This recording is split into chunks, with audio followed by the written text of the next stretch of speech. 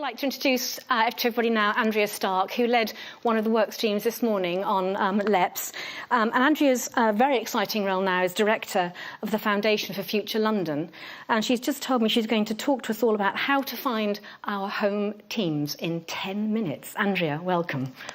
How to find your home team? Well, that's a vernacular way of me saying, how do we understand collective leadership of place? And this quick talk is a bit of a reprise of some of the highlights of a short talk I was invited to give at a What Next meeting in London quite a few months ago. And the talk at that time, I was working in South Essex, developing a creative industries park, and I was asked by colleagues in London to give my reflections about Team London, although they don't regard themselves as Team London. And some of those reflections were along the lines of, at the time, there was a big talk about rebalancing the cultural economy, and London was spending a lot of its time talking about, or wearing a hair shirt about, what's happening in the rest of the country.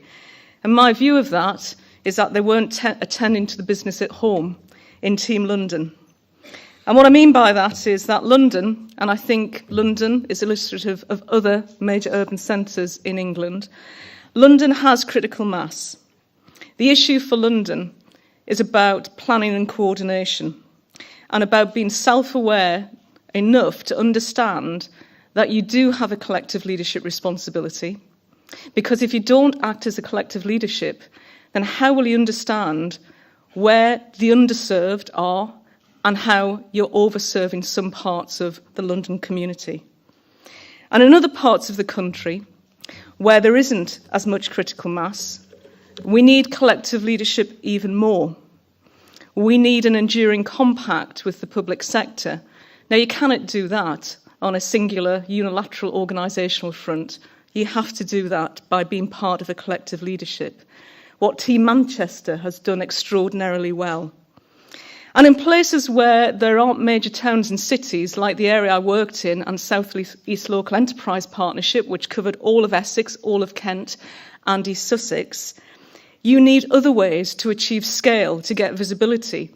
So we formed ourselves into a creative industries business leaders group to provide expert advice to our LEP about how it could get behind this growth sector in a meaningful way.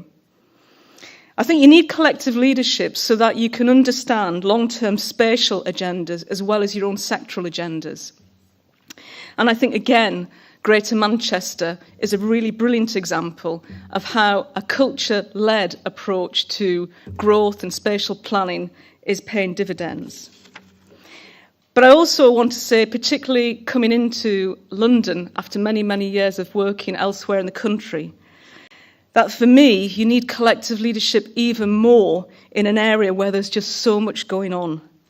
And that collective leadership needs to take responsibility to, frankly, make less projects and have greater coordination. Probably what Baz was going to segue into there. Because at the moment, there's nothing worse than places that are suffering from projectitis. And you know those places where projectitis has become a chronic condition. And you know that what that means is brilliant things happen for about 3 weeks, then nothing happens for 3 years. Brilliant people arrive for 3 months and then disappear for a number of years. We have it within our gift to cure projectitis by being more disciplined, by holding back our individual project proposals, by being less frenetic with project activity. Now, I know for some of you that are working freelance in very small organisations, you're probably thinking this woman is really irritating. Well, I suppose I'm addressing my remarks to those organisations that have longevity, that could actually take more of a collective leadership role in coordinating the efforts of others. And if you put that in an industrial context, you might say it's an industrial partnership supporting the supply chain, or maybe you're just going to say, we want to bring others on so that together we can achieve a successful collective leadership of place. We talked about civic leadership today. I think it's the same thing. I think my challenge to those of you that have funded organisations, particularly those funded by the public sector, if you're working in an area with a lot of infrastructure, coordinate better, plan properly, reach more people. Don't be asked to do it, just do it. And if you're in an area that has limited infrastructure, make friends. I worked in Sunderland for 7 years.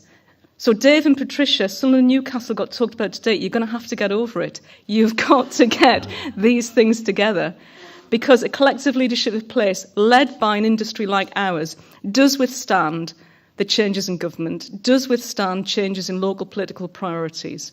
I leave you finally and fully with, I am looking for Team London. Please help me find it. Make sure that Team Sheffield, Team Leeds, Team Manchester, you all go out of this room knowing that you're part of a home team, and that being part of a collective leadership is much more important than being a tenacious individual. Thank you.